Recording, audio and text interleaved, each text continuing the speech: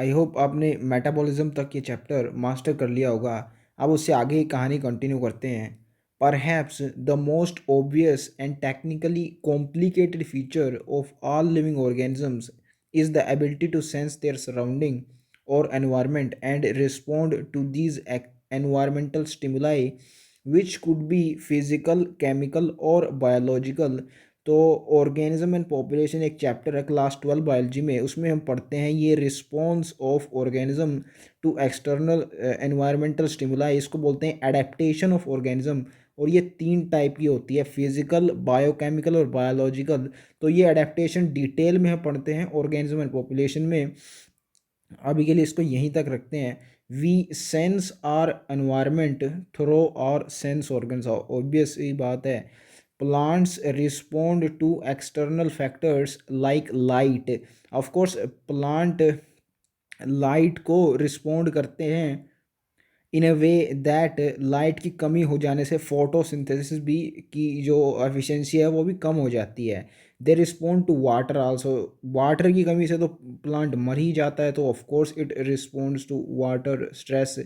And temperature की कमी से भी प्लांट अफेक्ट होता है। एक ऑप्टिमम टेम्परेचर होना चाहिए फोटोसिंथेसिस के लिए, उससे अगर नीचे होगा या उससे ऊपर होगा, कोई भी वेरिएशन आई तो प्लांट की फोटोसिंथेसिस करने की एबिलिटी अफेक्ट होगी। सो या प्लांट टेम्परेचर भी अफेक्ट करता है प्लांट को। And other organisms also affect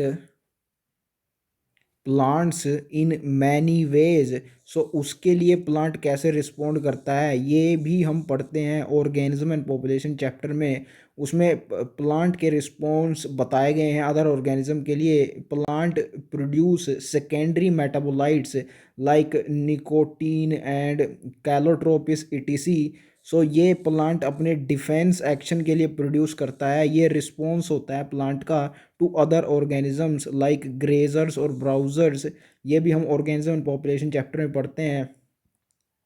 and the last is pollutants. So environment में जितने पोल्यूटेंट्स होते हैं उनको भी प्लांट्स रिस्पॉन्ड करते हैं।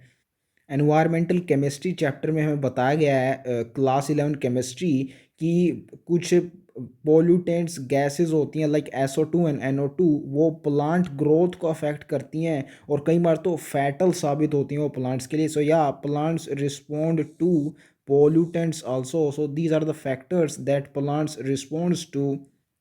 All organisms from prokaryotes to the most complex eukaryotes can sense and respond to environmental cues। सो ये जो कॉन्शियसनेस का फीचर है वो सारे प्रोकैरियोट्स हो या यूकैरियोट्स हो सब में पाया जाता है, ये बात बताई गई है यहाँ पे। Photoperiod affects reproduction in seasonal breeders both plants and animals. So ये जो प्लांट्स बोला गया ये तो हमें समझ आता है कि फोटो पीरियड अफेक्ट करता है रिप्रोडक्शन को, और ये हम पढ़ते हैं फोटो पीरियोडिज्म के अंदर जो कि plant growth and development chapter में इसी बुक का 15th चैप्टर है वो। तो ये तो हमें समझ में आता है कि फोटो पीरियड अफेक्ट करता है रिप्रोडक्शन प्लांट्स में, लेकिन ये एनिमल्स में भी बोल दिया गया है। एनिमल्स तो धूप में चार्ज नहीं होते हैं, तो वो कैसे अफेक्ट होते हैं फोटो पीरियड में, ये हमें कहाँ मिलेगा? तो इसके लिए हमें जाना होगा again organism and population chapter में। उसमें आपको एक लाइन मिल जाएगी एनसीईआरटी की। Animals use intensity and duration of light period as cues for timing their migratory reproductive and foraging activities. ये आपको लाइन मिल जाएगी एनसीईआरटी में। ये आप अपने लिए एक टास्क समझ लीजिए कि ऑर्गेनिज्म एंड पॉपुलेशन चैप्टर में ये कहाँ है लाइन, आप मुझे कमेंट करके ज़रूर बताइएगा। सो या एनिमल्स भले ही धूप से चार्ज भले ही ना होते हों, लेकिन वो लाइट की इंटेंसिटी और ड्यूरेशन को एज अ हिंट यूज़ करते हैं for their reproductive activities. So that's how animals use light. All organisms handle chemicals entering their bodies. इसी को तो कॉन्शियसनेस बोला गया है, इसी को बोला गया है response to external stimuli. All organisms therefore are aware of their surroundings and the When organisms are aware of their surroundings, this feature is called consciousness, and it is defining property of living organisms. Human being is the only organism who is aware of himself, that is has self consciousness.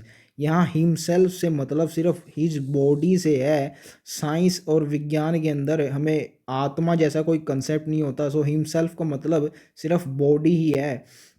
सो क्या बोला गया है human beings के बारे में? Human beings is the only organism who is aware of his body. इस feature को बोला गया सेल्फ कॉन्शियसनेस। अब जैसे हम डॉग का एग्जांपल लें अगर, तो डॉग के पास 4 लेग्स होती हैं, लेकिन उसको ये खुद नहीं पता होता कि उसकी बॉडी में 4 लेग्स हैं। ये सिर्फ हमें पता है। उसको इसलिए नहीं पता कि उसको गिनती ही नहीं आती अपनी बॉडी में। उसके पास क्या क्या चीज़ें हैं ये तो वो दूर की बात है, उसको गिनती भी नहीं करनी आती। So human being is the only organism who is aware of himself, means aware of his body. So ये तो भूल जाइए कि हमें ये पता है कि हमारे 2 हाथ होते हैं और 2 टांगें होती हैं। हमें इतना ज़्यादा पता है अपने बारे में, यानी self consciousness, awareness regarding ourselves हमारी इतनी ज़्यादा है कि हमने अब हमारे बारे में एक पूरी ब्रांच ऑफ बायोलॉजी खड़ी कर दी है जिसका नाम है ह्यूमन फिजियोलॉजी। तो ह्यूमन बीइंग्स की सेल्फ कॉन्शियसनेस कितनी है, इसकी तो कोई लिमिट ही नहीं है। हज़ारों बुक्स लिखी जा चुकी हैं ह्यूमन फिजियोलॉजी के ऊपर। सो यहाँ पे कहने का मतलब सिर्फ इतना है कि जो ह्यूमन बीइंग है, it's the only organism which has self consciousness. दूसरे ऑर्गेनिजम्स के पास खाली कॉन्शियसनेस होती है, means awareness regarding surroundings. They have none awareness regarding themselves. अपने बारे में उन्हें कोई अता पता नहीं है, सिर्फ सराउंडिंग से वो स्टिमुलाई लेते हैं और उनको रिस्पोंड करते हैं। अपने बारे में उनको कोई अता पता नहीं है। सिर्फ ह्यूमन बीइंग ही ऐसा है who is aware of himself and has self consciousness. So ये पॉइंट मेक किया गया है यहाँ पे।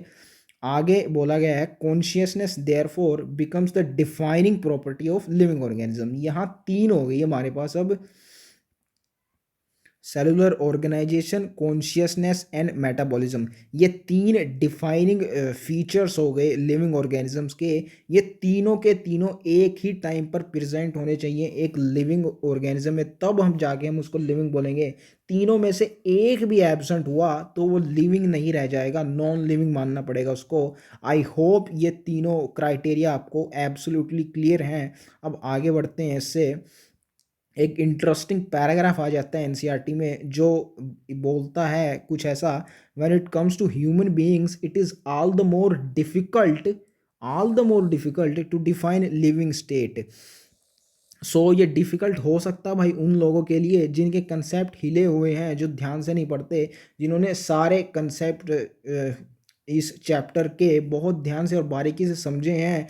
तो उनके लिए तो लिविंग का क्राइटेरिया बहुत साफ है। तीनों जो कैरेक्टरिस्टिक्स होते हैं, डिफाइनिंग कैरेक्टरिस्टिक्स, वो किसी ऑर्गेनिज्म में मिल गए तो वो लिविंग है, उनमें से एक भी रह गया तो नॉन लिविंग है। सो हमारे लिए तो डेफिनेटली ये डिफ़िकल्ट नहीं है लिविंग स्टेट बताना, किसी और के लिए होगा। आगे बढ़ते हैं। We observe patients lying in coma in hospitals virtually supported by machines which replace hearts and lungs.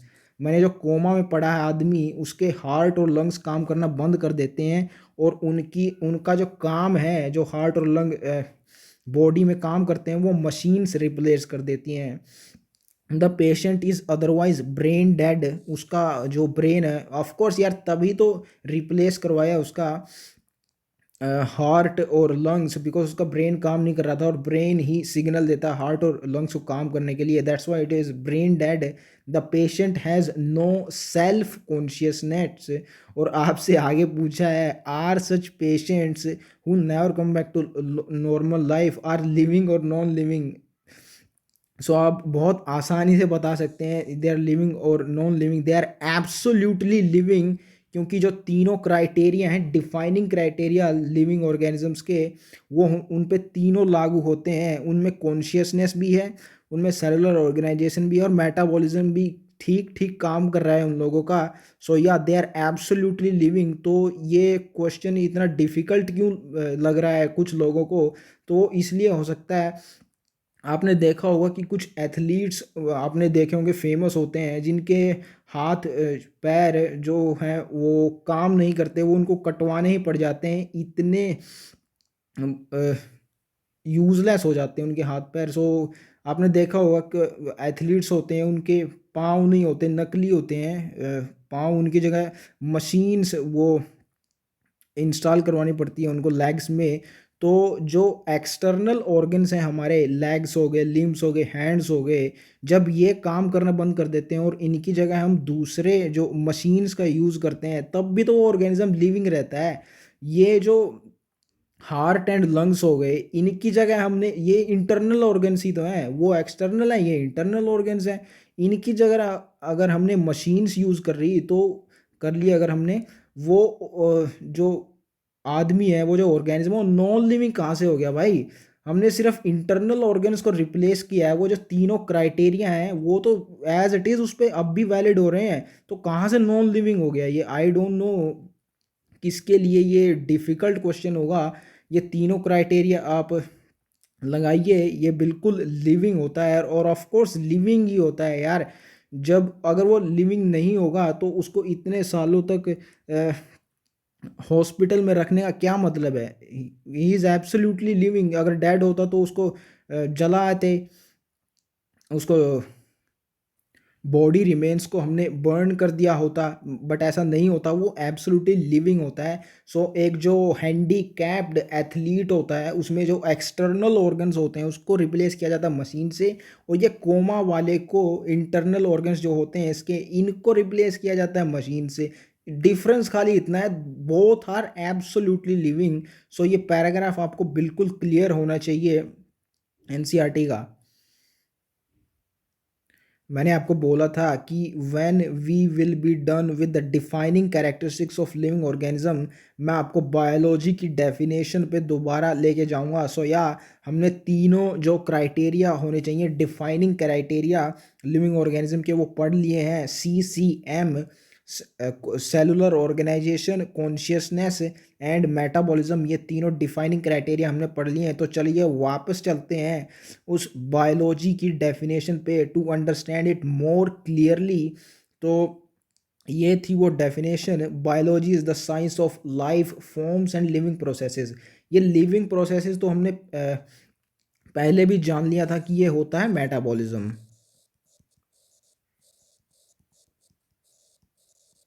अब बचा था सिर्फ ये लाइफ फॉर्म्स, तो हमने एक क्राइटेरिया अप्लाई कर दिया, डिफाइनिंग क्राइटेरिया लिविंग ऑर्गेनिज्म का, मेटाबॉलिज्म।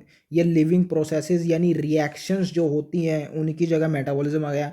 अब जो बचे दो, सेलुलर ऑर्गेनाइजेशन एंड कॉन्शियसनेस, वो हमको एसोसिएट करने होंगे ये लाइफ फॉर्म्स के साथ। सो जो दो क्राइटेरिया बचे, सेलुलर ऑर्गेनाइजेशन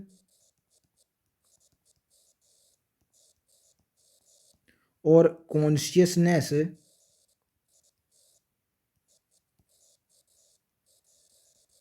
ये दोनों आ गए लाइफ फॉर्म्स के अंदर। तो हमारे पास एक नई डेफिनेशन जनरेट हो गई बायोलॉजी की, जो मोस्ट परफेक्ट होगी। तो क्या होगी बायोलॉजी की मोस्ट परफेक्ट डेफिनेशन? ये इवोल्यूशन वाले में इंक्लूड करनी होगी हमें, क्योंकि ये बेटर डेफिनेशन है।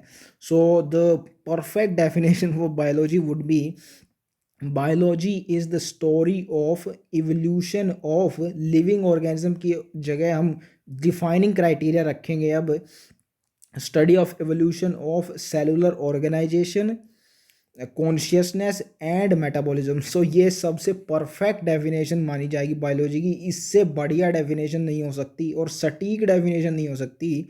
Biology is the study of evolution of cellular organisation, consciousness and metabolism. I think it's the most perfect definition of biology. So अब आपको कंफर्म हो गया होगा इन तीनों वर्ड्स का मतलब, और लाइफ के तीनों कैरेक्टरिस्टिक्स का मतलब, आपको डिफाइनिंग कैरेक्टरिस्टिक्स का मतलब एग्जैक्टली क्लियर हो गया होगा। आगे बढ़ते हैं अब। In higher classes you will come to know that all living phenomena are due to underlying interactions. Properties of tissues are not present in the constituent cells but arise as a result of interaction among the constituent cells. Similarly, properties of organelles are not present in the molecular constituents of the organelle but arise as a result of interaction among the molecular component or comprising the organelle। तो यहाँ पे आपको ये बात समझाई गई है कि जो प्रॉपर्टीज़ होती हैं टिश्यूज़ की या फिर सेलुलर ऑर्गेनल्स की वो उन कॉन्स्टिट्यूएंट्स में प्रेजेंट नहीं होती, लेकिन उनके अमंग जो इंट्रैक्शन होता है कॉन्स्टिट्यूएंट्स में, as a result of that interaction वो प्रॉपर्टी अराइज करती है। कॉन्स्टिट्यूएंट्स में नहीं होती, उनके इंट्रैक्शन से प्रॉपर्टीज अराइज करती है। And interactions of the constituents result in emergent property as a higher level of organisation. जैसे सेल्स में अगर इंट्रैक्शन हुआ तो सेल से बड़ा होता है, सेल से मिलकर बना होता है टिश्यू। सो इंट्रैक्शन अगर सेल्स में हुआ तो प्रॉपर्टी इमर्ज करेगी at a higher level of tissue. वैसे ही सेल्स में होते हैं, सेल्स के अंदर होते हैं कॉन्स्टिट्यूएंट ऑर्गेनेल्स, और ऑर्गेनेल्स में अगर इंट्रैक्शन हुआ तो एट अ हाइयर लेवल यानी सेलुलर लेवल पे आपको उसकी इमर्जेंट प्रॉपर्टीज़ दिखेंगी। सो ये मतलब है इसका कि हाइयर लेवल ऑफ ऑर्गेनाइजेशन पे, जैसे जो सेल्स के अंदर होते हैं मॉलिक्यूल्स, जैसे पॉलीसैकेराइड्स हो गए, कार्बोहाइड्रेट्स, डीएनए, प्रोटीन्स, सेल्स के अंदर ये मॉलिक्यूल्स होते हैं। इन मॉलिक्यूल्स के अंदर जो इंट्रैक्शन होते हैं उनसे जो प्रॉपर्टीज़ इमर्ज करती है वो हाइयर लेवल ऑफ ऑर्गेनाइजेशन पे दिखती है हमें सेलुलर लेवल पे। वैसे ही सेलुलर लेवल पे सेल्स में जो इंट्रैक्शन होंगे उनसे जो प्रॉपर्टीज़ इमर्ज करेगी वो हमें दिखेगी हाइयर लेवल पे यानी टिश्यू के लेवल पे। ये बात समझाई गई है इन पंचर लाइंस में। आई होप आपको क्लियर होगी। This phenomena is true in the hierarchy of organization complexity at all levels। तो ये बोल रहा है कि सारे लेवल्स पे ये फिनोमिना ट्रू है कि जो छोटे लेवल पे कंस्टिट्यूएंट होते हैं उनके अमंग जो इंट्रैक्शन होता है उनसे जो प्रॉपर्टी अराइज करती है इंट्रैक्शन से वो हाइयर लेवल पे हमको दिखती है। ये सारे जितने भी लेवल्स हैं सब पे ट्रू है। जैसे अभी हमने देखा मॉलिक्यूल से सेलुलर लेवल पे, सेलुलर लेवल से टिश्यू पे, टिश्यू से फिर ऑर्गन पे जाएगा, ऑर्गन से ऑर्गन सिस्टम पे जाएगा, ऑर्गन सिस्टम से ऑर्गेनिज्म पे जाएगा, ऑर्गेनिज्म से पॉपुलेशन पे जाएगा।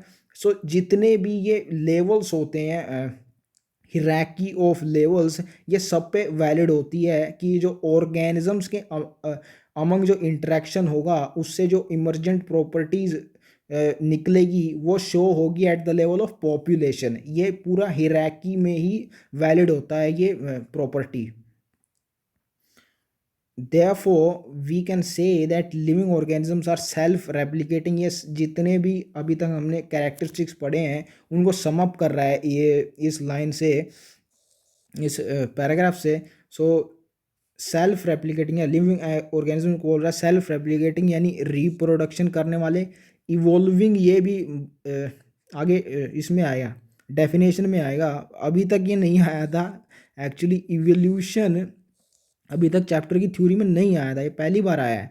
सेल्फ रेप्लिकेटिंग यानी रिप्रोडक्शन तो आ चुका है, इवॉल्विंग भी होने चाहिए, ये इंक्लूड कर दिया अभी लिविंग ऑर्गेनिज्म के लिए, क्योंकि बायोलॉजी में हमने इंक्लूड किया ना आगे डेफिनेशन में इवोल्यूशन, तो यहाँ भी पहले इंक्लूड कर दिया इवोल्यूशन यहाँ पे। So living organism should be self replicating यानी reproducing, evolving and self regulating interactive systems capable of responding to external stimuli. ये हो गया कॉन्शियसनेस। सो तीन चीज़ें इंक्लूड करी हैं उसने लिविंग ऑर्गेनिज्म में इस स्टेटमेंट के अंदर, रिप्रोड्यूसिंग, इवॉल्विंग एंड कॉन्शियसनेस, तीन कैरेक्टरिस्टिक इंक्लूड की हैं उसने इसमें।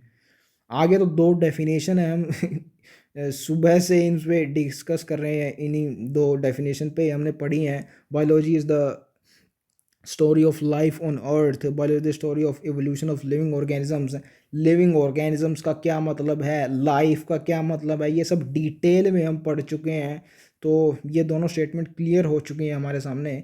All living organism present past future are linked to one another by sharing the common genetic material but to varying degrees। सो ये इवोल्यूशन की ओर इशारा कर रही है ये statement.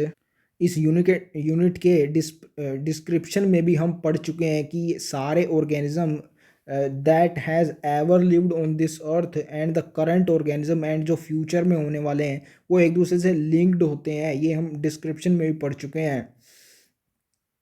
1.2 diversity in the living world.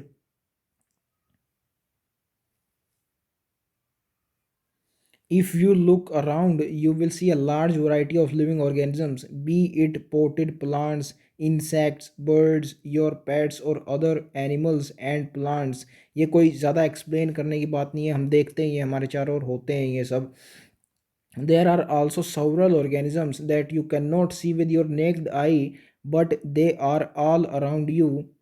Of course जो छोटे छोटे माइक्रोब्स होते हैं उनको देखने के लिए तो हमको माइक्रोस्कोप की ज़रूरत पड़ती है। सो या ये भी होते हैं। if you were to increase the area that you make observations in, the range and variety of organism that you see would increase।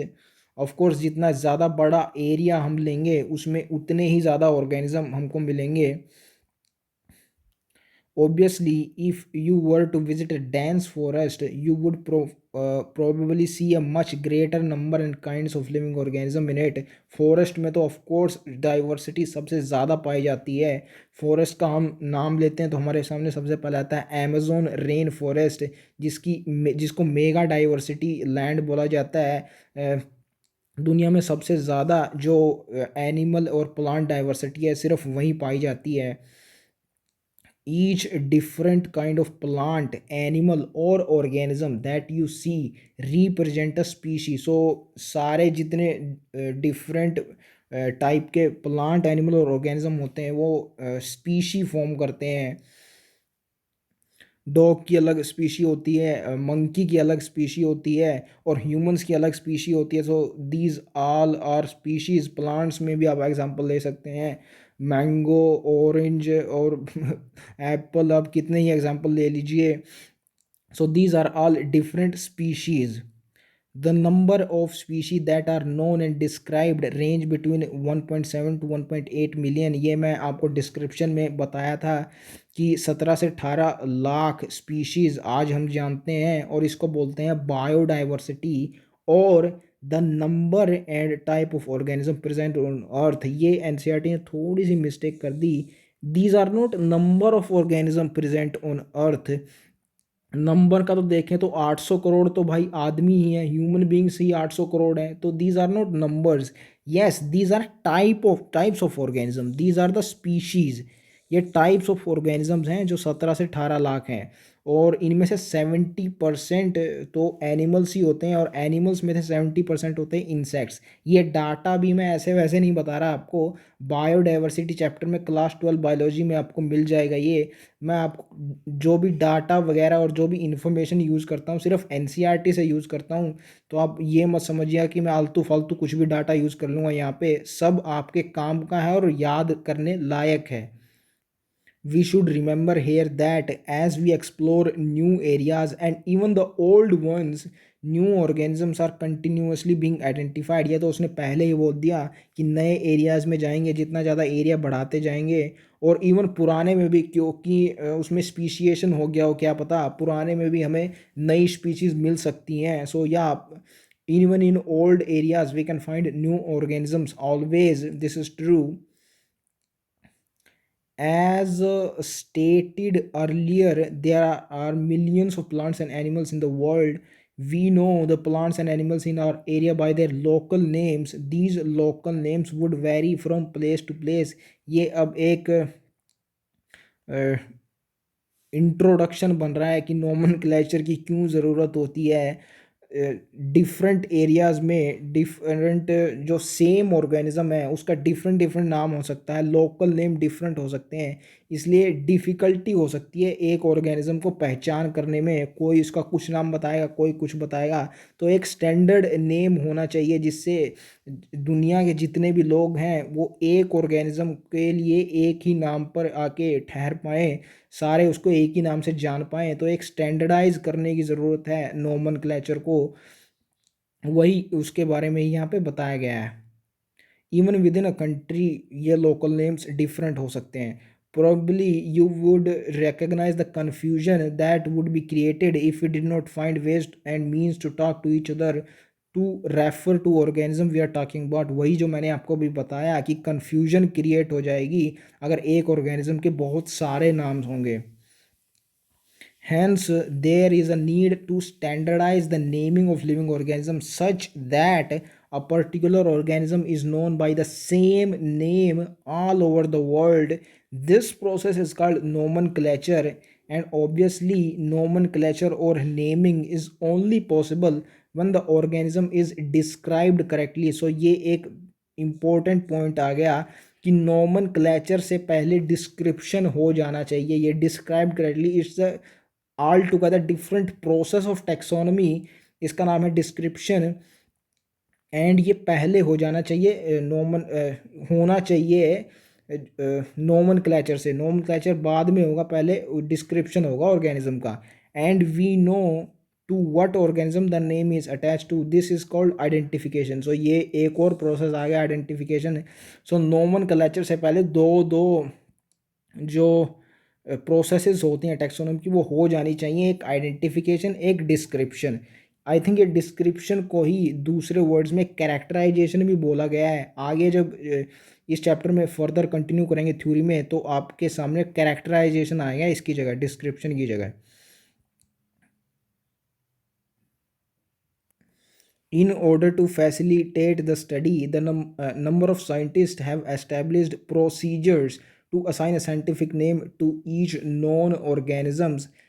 This is acceptable to biologist all over the world. ये एक characteristics बताई गई है आपको, ये important है, ध्यान रखनी है कि जो साइंटिफिक नेम होता है जो हम देते हैं ऑर्गेनिज्म को, it should be acceptable to biologist all over the world. ये एक्सेप्टेबल होना चाहिए, ये कैरेक्टरिस्टिक बता दिया साइंटिफिक नेम का, तो ये याद होना चाहिए, आपको पूछा जा सकता है। For plants, scientific names are based on agreed principles and criteria which are provided in International Code for Botanical Nomenclature. So ICBN होता है Botanical Nomenclature for Plants, and Animals के लिए होता है ICZN International Code of Zoological Nomenclature। सो ये दोनों आपको direct पूछे जा सकते हैं एब्रीवेटेड फॉर्म में कि इनकी कंप्लीट फॉर्म क्या है, ICBN और ICZN की। तो ये दोनों आपको अच्छे से आने चाहिए। Scientific names ensure that each organism has only one name, ये हम पहले पढ़ चुके हैं, साइंटिफिक नेम की ज़रूरत ही क्यों पड़ी। Description of any organism should enable the people in any part of the world to arrive at the same name, ये भी line repeat हो चुकी है। They also ensure that such a name has not been used for any other organism, it means same thing as the previous। Biologist follow universally accepted principles, ये भी हमने देखा था कि यूनिवर्सल ही एक्सेप्टेड होना चाहिए जो साइंटिफिक नेम है, तो प्रिंसिपल्स भी यूनिवर्सली एक्सेप्टेड होने चाहिए। To provide scientific names to known organisms, each name has two components, the generic name जिसको जीनस बोलते हैं एंड द स्पेसिफिक एपिथेट जिसको स्पीशी बोलते हैं। This system of providing a name with two components is called binomial nomenclature, and by means two and nomial means name। So दो नाम के साथ जो सिस्टम है नेम्स प्रोवाइड करने का वो बाइनोमियल नोमेनक्लेचर है। This naming system is given by Carolus Linus and is practiced by biologists all over the world। of course मैंने एज आपको पहले बताया कि यूनिवर्सली एक्सेप्टेड होना चाहिए। This naming system using a two word format was found to be convenient, ये characteristics हो गया भाई, याद होना चाहिए। ये आ सकता है क्वेश्चन के फॉर्म में कि जो बायोनोमियल नोमेनक्लेचर है इसका कौन सा कैरेक्टरिस्टिक है जो इसको अदर सिस्टम ऑफ नोमेनक्लेचर से डिफरेंट बनाता है और इसको ही चूज़ करने में इसका एक फ़ीचर बनता है। सो ये कन्वीनियंट है भाई, सीधी सी बात है, it is convenient over all other system of nomenclatures. Let us take the example of mango to understand the way of providing scientific names better. The scientific name of mango is written as Mangifera indica, Let us see how it's a binomial name. In this name, Mangifera represents genus, while Indica is a particular species or a specific epithet. Universal rules of nomenclature are as follows. So ये rules आ गए nomenclature के. I think it's a most important paragraph of this chapter. You should study it very carefully. अब कुछ लोगों को ये confusion होता है कि लैटिन और इटैलिक्स ये दो दो लैंग्वेजेस कहाँ से आ गई यहाँ पे. सो ऐसा नहीं है. Biological names are generally in Latin and written in italics. ये जो लैटिन है ये लैंग्वेज होती है और इटैलिक्स एक फॉर्म ऑफ राइटिंग होती है, ये लैंग्वेज नहीं है. सो लैंग्वेज होती है बायोलॉजिकल नेम्स की लैटिन, और फॉर्म ऑफ राइटिंग होती है इटैलिक्स. ये कैसी होती है फॉर्म ऑफ राइटिंग, ये देख लीजिए एग्जांपल से. मैंजीफेरा इंडिका आपको दिख रहा है, ये जो बाकी सारे वर्ड्स देखिए इस पैराग्राफ में और इसको देखिए आपको डिफरेंट लगेगा उनसे. ये थोड़ा थोड़ा टेढ़ा टेढ़ा सा वर्ड होता है, इसको ऐसे टेढ़े मेढ़े से लिखा जाता है. ये फॉर्म ऑफ राइटिंग है, इसको इटैलिक्स बोलते हैं. आप अपेरेंटली डिफरेंस देख सकते हैं, बाकी सब जो वर्ड्स हैं इस पैराग्राफ के और इसमें आपको डिफरेंस दिख जाएगा. ये थोड़ा सा टेढ़ा होता है. सो ये फॉर्म ऑफ राइटिंग होती है इटैलिक्स, और लैंग्वेज होती है बायोलॉजिकल नेम्स की लैटिन. दे आर लैटिनाइज्ड और derived from Latin irrespective of their origin. तो भाई अब होती होगी कोई कैरेक्टरिस्टिक फीचर जो बढ़िया होता होगा लैटिन लैंग्वेज का, कि उसमें सारे जो बायोलॉजिकल नेम हो लैटिन में लिखे जाते हैं. हमसे उसको कोई मतलब नहीं है क्या कैरेक्टरिस्टिक है लैटिन लैंग्वेज की. हमें सिर्फ इतना याद रखना है कि बायोलॉजिकल नेम्स लैटिन में लिखे जाते हैं. सिर्फ इतना दिया गया है एनसीईआरटी में, हमें सिर्फ इतना करना है. They are Latinised. चाहे कोई भी ओरिजिन हो, किसी भी एरिया से वो उठाया गया हो बायोलॉजिकल ऑर्गेनिज्म, वो जो है उसका जो नाम देना होगा उसको सिर्फ लैटिन में देना होगा. अब कोई भी दूसरी लैंग्वेज उसके लिए यूज़ नहीं कर सकते. Second rule is the first word represent genus and second specific epithet. ये हमने पहले देख ही लिया थ्योरी के अंदर ही. फर्स्ट वर्ड जीनस होता है, सेकंड वर्ड स्पेसिफिक एपिथेट या species. Both the words in a biological name, when handwritten, are separately underlined. This separately underlined should be underlined by you.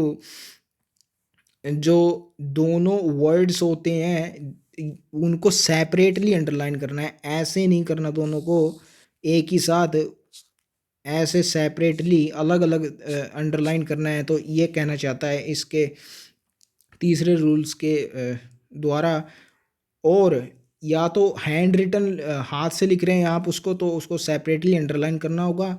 और या तो उनको प्रिंट करना होगा इटैलिक्स में. Italics is a form of writing. So आपको italics में उनको प्रिंट करना होगा to indicate their Latin origin. तो वो लैटिन लैंग्वेज से ही जुड़े हुए हैं बायोलॉजिकल नेम. ये शो करने के लिए या तो आपको इटैलिक्स में उनको प्रिंट करना होगा, या जो अगर आप हाथ से लिख रहे हैं उनको तो सेपरेटली अंडरलाइन करना होगा. The first word denoting genus starts with a capital letter, while specific epithet or species starts with a small letter. It is illustrated in example Mangifera indica जो हम पहले भी देख चुके हैं. Name of the author appears after species at the end of the biological name and written in an abbreviated form. Example दिया है Mangifera indica Linn. ये पूछा जा चुका है अभी रिसेंट ईयर्स में, I don't know the years. ये एग्जैक्टली नाम पूछा गया आपको Mangifera indica Linn. It indicates that this species was first described by Linnaeus. सो जो डिस्कवरर होता है, साइंटिस्ट, इन्वेंटर होता है स्पीशी का, उसको सम्मान देने के लिए बायोलॉजिकल नेम के पीछे उसका नाम एब्रिवेटेड फॉर्म में लिखा जाता है.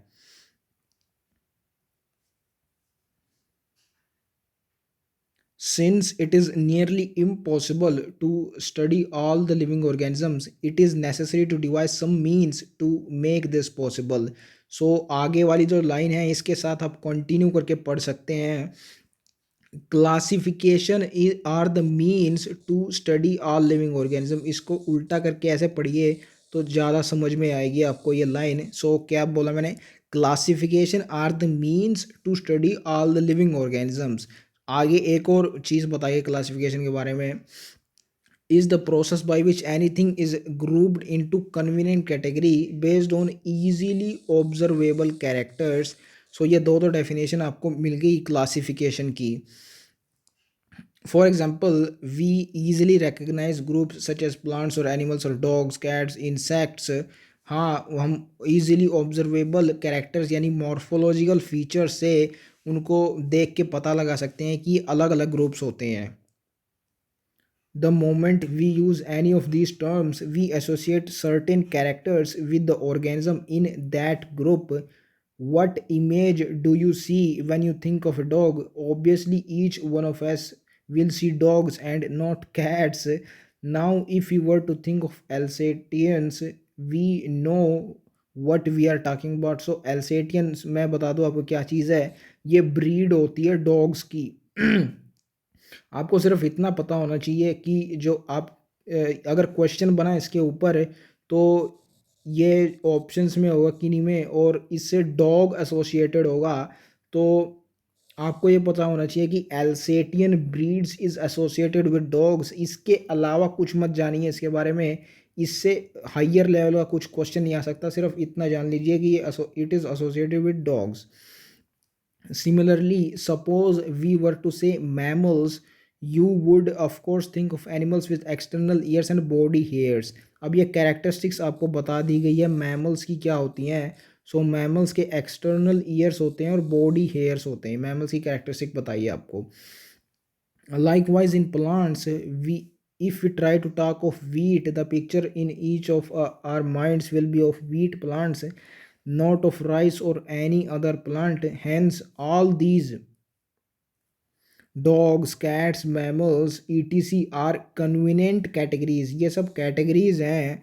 We use to study organisms। The scientific term for these categories is taxa। अब ये बात आपको याद रखनी है कि जो कैटेगरीज के लिए ये जितनी भी कैटेगरीज हमने ली इनके लिए जो साइंटिफिक टर्म यूज करते हैं it is taxa. Here you must recognize that taxa can indicate category as different levels। plants also form a taxa या at different levels। इसका क्या मतलब है, सो plant is forming a taxa at the level of kingdom। ये Plantae kingdom होती है। wheat is also a taxa। so wheat एक species है तो it is forming a taxa at the level of species। similarly animals, mammals, dogs are all taxa। so animals animal kingdom यानी at the level of kingdom taxa form कर रहा है ये। mammals एक class होती है तो at the levels of class ये taxa है। dogs एक species होती है तो at the level of species ये एक taxa होती है। but you know that a dog is a mammal and mammals are animals। therefore animals, mammals and dogs represent taxa at different levels। so ये किन किन levels पे taxa form करते हैं मैंने आपको already बता दिया है। hence based on characteristics all living organism can be classified into different taxa। so जो features होते हैं organisms के उनके आधार पे उनको different taxa में यानी categories में हम classify कर सकते हैं। This process of classification is taxonomy. So जो क्लासिफिकेशन है वो तो एक सीधी सी प्रोसेस है कि एक वे है ऑर्गेनिजम्स को कन्वीनियंट कैटेगरीज में डालने की। उसके लिए जो प्रॉपर साइंटिफिक मेथड होता है क्लासिफिकेशन के लिए उसको बोलते हैं taxonomy. So taxonomy is a scientific method of classification. External and internal structure, ये अब कैरेक्टरिस्टिक्स आ गए कि टैक्सोनॉमी हम क्या क्या क्राइटेरिया यूज़ करते हैं ऑर्गेनिज्म को क्लासिफाई करने के लिए। So external and internal structure along with the structure of cell. So external structure होगी मॉर्फोलॉजी। ये डेफिनेशन भी हम देखेंगे जब हम स्ट्रक्चरल ऑर्गेनाइजेशन इन एनिमल्स पढ़ेंगे उसमें मॉर्फोलॉजी और अनाटमी की डेफिनेशन हमको दी गई है। सो एक्सटर्नल स्ट्रक्चर को बोलते हैं मॉर्फोलॉजी, इंटरनल स्ट्रक्चर को बोलते हैं अनाटमी। एंड इन दोनों से डिफरेंट होती है द स्ट्रक्चर ऑफ सेल, इसको हम बोल सकते हैं microbiology. It is different from both of them. External structure is morphology, morphology is external structure को स्टडी करना ऑर्गेनिज्म की, इंटरनल जो ऑर्गन्स होते हैं उनकी स्टडी करना एनाटमी। और स्ट्रक्चर ऑफ सेल ये ऑल टुगेदर डिफरेंट एक फील्ड है, इसको माइक्रो बायोलॉजी बोलते हैं। So all I want to say is it is different from morphology and anatomy, that's why ये कोमा डाल के अलग कैटेगरी लिखी गई है इसके लिए। डेवलपमेंट प्रोसेस, ये भी डेवलपमेंट प्रोसेस अलग अलग ऑर्गेनिज्म के लिए अलग अलग हो सकती है। कोई ऑर्गेनिज्म में डायरेक्ट डेवलपमेंट हो सकती है, कोई कोई में लार्वा भी फॉर्म होता है तो उसमें इनडायरेक्ट डेवलपमेंट होगी। तो ये भी क्राइटेरिया हम यूज़ कर सकते हैं to classify organism. And ecological information, किस ऑर्गेनिज्म की इवोल्यूशन की प्रोसेस क्या है, वो किस प्रोसेस से होके उस करंट फॉर्म में पहुंचा है, ये उसकी इकोलॉजिकल इंफॉर्मेशन में आएगा। ये जो मैंने अभी बोला ये इवोल्यूशनरी इंफॉर्मेशन में आएगा ऑर्गेनिज्म की। इकोलॉजिकल इंफॉर्मेशन में वो सब चीज़ें आती हैं जो वो ऑर्गेनिज्म अपनी कम्युनिटी के दूसरे जो ऑर्गेनिजम्स हैं या फिर जो एनवायरनमेंट के साथ उसका इंटरेक्शन होता है वो सब आता है इकोलॉजिकल इंफॉर्मेशन में। और इवोल्यूशनरी इंफॉर्मेशन में आता है कि उस किस प्रोसेस से वो ऑर्गेनिज्म इवोल्यूशन होके उसकी करंट फॉर्म में आया है, ये होती है evolutionary information of organisms are essential and form the basis of modern taxonomic studies. So ये कैरेक्टरिस्टिक्स बता दिए मॉडर्न टेक्सोनोमिक स्टडीज़ के कि क्या क्या चीज़ें हमें ज़रूरी होती हैं मॉडर्न टेक्सोनोमिक स्टडीज़ में ऑर्गेनिजम्स को क्लासिफाई करने के लिए। हैंस आगे देखिए important line of this chapter, characterization, identification, classification and nomenclature are the process that are basic to taxonomy. अब जो ये सीक्वेंस दिया गया है आपको, ये एज इट इज़ सीक्वेंस याद होना चाहिए, CICN, ऐसे आप इसको याद रख सकते हैं।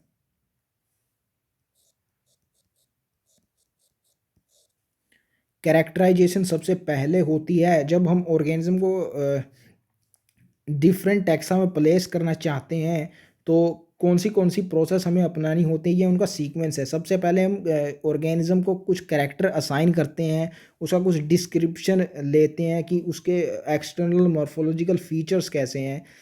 कैरेक्टराइजेशन के बाद हम आइडेंटिफिकेशन करते हैं उन फीचर्स का और फिर उसको क्लासिफाई करते हैं डिफरेंट टैक्सा में, और सबसे बाद में उसका नोमेनक्लेचर होता है। तो ये सीक्वेंस एज इट इज़ आपको याद होना चाहिए, ये कभी भी पूछा जा सकता है एग्जाम के अंदर।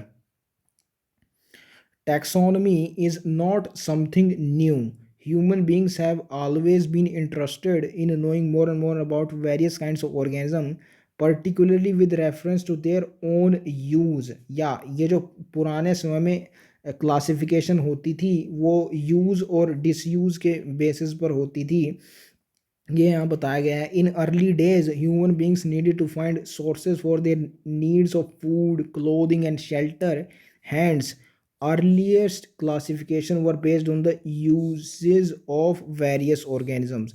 सो जो ऑर्गेनिजम्स के नाम भी पहले दे दिए जाते थे, उनके यूज़ हमारे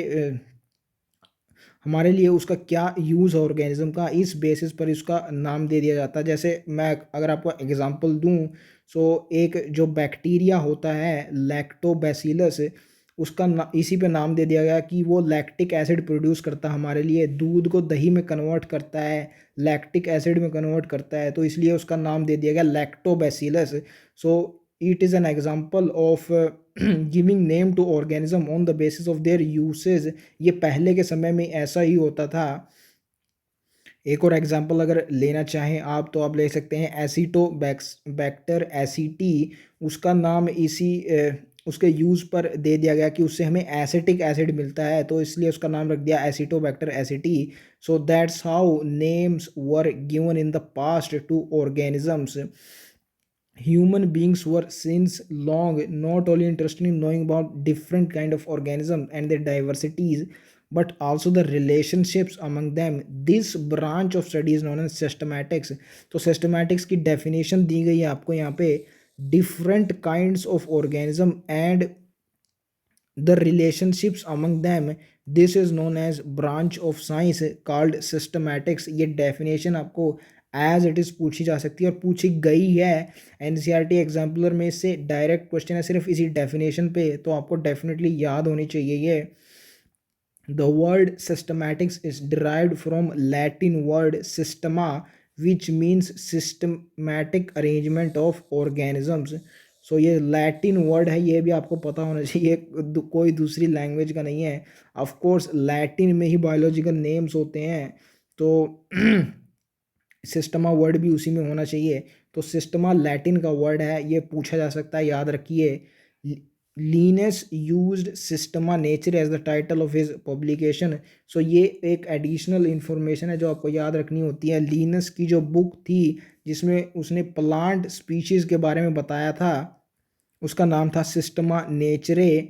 और इसमें आप ये बेशक न याद रखें कि ये प्लांट्स के बारे में, इसके बारे में कुछ बताया गया है।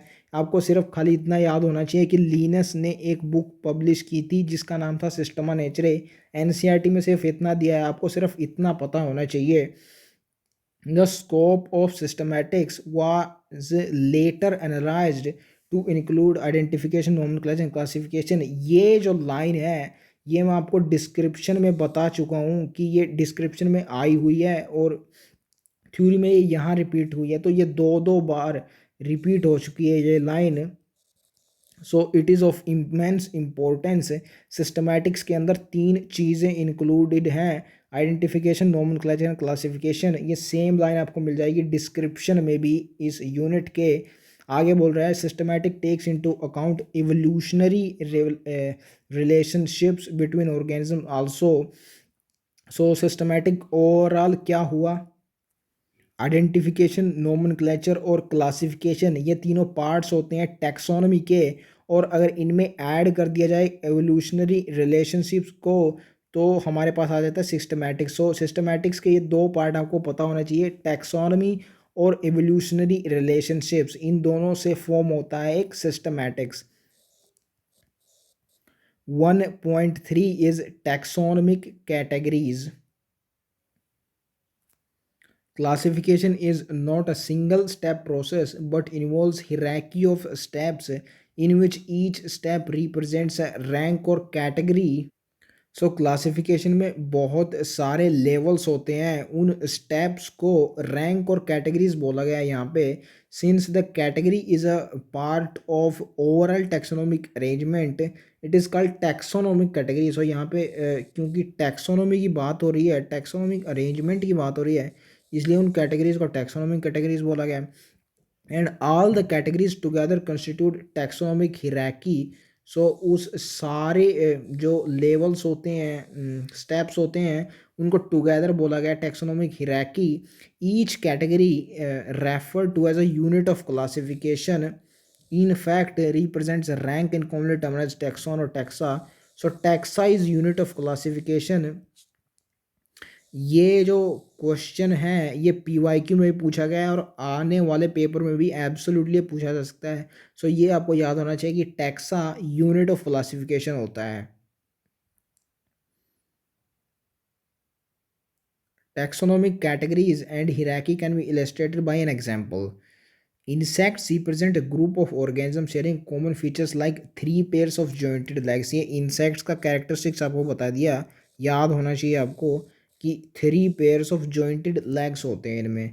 It means insects are recognizable concrete objects which can be classified। So ये उन्होंने कैरेक्टरिस्टिक बता दिया इंसेक्ट्स का, और ये आपसे बताया गया है कि जिन भी ऑर्गेनिज्म के आप कैरेक्टरिस्टिक बता सकते हैं इन अ डिफाइंड वे, उनको क्लासीफाई किया जा सकता है, उनको कंक्रीट ऑब्जेक्ट्स बोला जा सकता है और क्लासीफाई किया जा सकता है जिनकी हम कैरेक्टरिस्टिक बता सकते हैं। एंड दस वर गिवन अ रैंक और कैटेगरी, क्योंकि हम उसको क्लासीफाई कर सकते हैं इसलिए टैक्सोनॉमिक हिराकी में उसको कोई रैंक और कैटेगरी भी दी जा सकती है। Can you name any other such group of organisms. ये फनी क्वेश्चन पूछती रहती है एनसीईआरटी बीच में। ऑफ कोर्स यार, इंसेक्ट्स के अलावा भी तो बहुत सारे ऑर्गेनिज्म होते हैं। We can think of many organisms like monkeys, dogs, humans, even in plants also. So yeah, we can definitely name. Remember, groups represent categories. Yeah, all of these groups represent categories at different levels. Category further denotes rank. Each rank or taxon represent unit of classification. ये repeat कर दी line NCERT ने. These taxonomic groups or categories are distinct biological entities and not merely morphological aggregates. So morphological aggregates मैंने इनके साथ कुछ ascertain कर दिए हमने, characters, कुछ features इन जो ग्रुप्स हैं, जैसे इंसेक्ट्स का है 3 पेयर्स ऑफ लेग्स, इनके साथ ज्वाइन कर दिया कैरेक्टर. वैसे ही दूसरे ऑर्गेनिज्म के साथ हमने कुछ मॉर्फोलॉजिकल कैरेक्टर्स एसोसिएट कर दिए जिनको मॉर्फोलॉजिकल एग्रीगेट्स बोला है, कैरेक्टर्स एसोसिएट कर दिए. तो आपको ये बोला गया कि वो सिर्फ मॉर्फोलॉजिकल कैरेक्टर्स इकट्ठा नहीं हो गए हैं, वो डिस्टिंक्ट बायोलॉजिकल एंटिटीज़ हैं, यानी वो ऑर्गेनिजम्स फील्ड में इनसाइड द लिविंग वर्ल्ड आपके सामने वो ऑर्गेनिजम्स हैं. सिर्फ वो मॉर्फोलॉजिकल एग्रीगेट्स नहीं है, कुछ कैरेक्टर्स इकट्ठा नहीं हो गए हैं कि हमने कुछ कैरेक्टर्स असाइन कर दिए हैं किसी नेम को, जैसे इंसेक्ट कुछ कैरेक्टर्स असाइन करती हैं. वो सिर्फ मॉर्फोलॉजिकल एग्रीगेट्स नहीं हो, डिस्टिंक्ट बायोलॉजिकल एंटिटीज़ हैं, वो नेचर में पाए जाने वाले ऑर्गेनिजम्स हैं. सिर्फ कैरेक्टर्स इकट्ठा नहीं कर दिए हमने. ये इसका मतलब है कि कुछ नाम्स के आगे, ऑर्गेनिज्म के नाम के आगे हमने कुछ मॉर्फोलॉजिकल एग्रीगेट्स यानी कैरेक्टर्स ही असाइन नहीं कर दिए हैं. वो ऑर्गेनिज्म रियल में ऑन फील्ड एग्जिस्ट करता है, उन सभी कैरेक्टर्स के साथ उसकी एक सेपरेट स्पीशी है, डिस्टिंक्ट बायोलॉजिकल एंटिटी है उसकी एक, सिर्फ वो उन कैरेक्टर्स का नाम नहीं है. Taxonomical studies of all known organisms have led to the development of common categories such as kingdom, phylum, or division. Phylum for animals and division for plants. Class, order, family, genus, and species. These are general categories. So ये common categories हैं वो taxonomic hierarchy की. All organisms including those in plant और and animal kingdoms have species as the lowest category. ये question बन गया कि lowest categories कौन सी होती है टैक्सोनॉमिक हिराकी में. सो इट इज़ स्पीशी. आपको एब्सोल्युटली याद होना चाहिए, ये पीवाईक्यू में भी ये पूछा गया है और आ भी सकता है ये question definitely. Now the question you may ask is how to place an organism in various categories.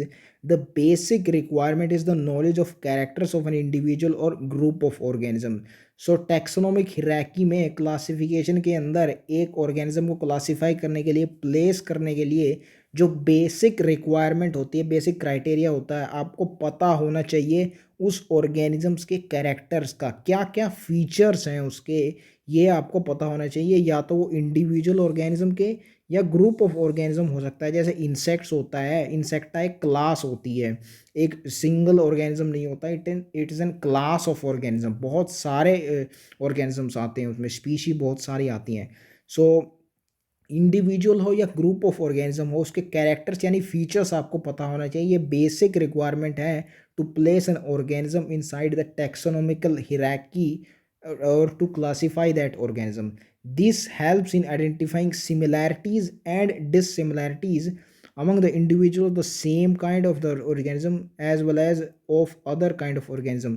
So of course यार आपको अगर उनके कैरेक्टर्स यानी फीचर्स पता होंगे ऑर्गेनिजम्स के, तो सिमिलर काइंड ऑफ ऑर्गेनिज्म से आप उनकी सिमिलैरिटीज़ फाइंड कर सकते हैं और दूसरे ऑर्गेनिज्म से उनके फीचर्स कितने कितने डिफरेंट करते हैं, और ऐसे आप डिससिमिलैरिटीज़ भी फाइंड कर सकते हैं दूसरे ऑर्गेनिज्म के साथ. सो कैरेक्टर्स आपको पता होना चाहिए, ये मेन बात बताई गई है to classify organism. So question बन सकता है कि बेसिक रिक्वायरमेंट क्या होती है, उसका आंसर बताया मैंने यहाँ पे.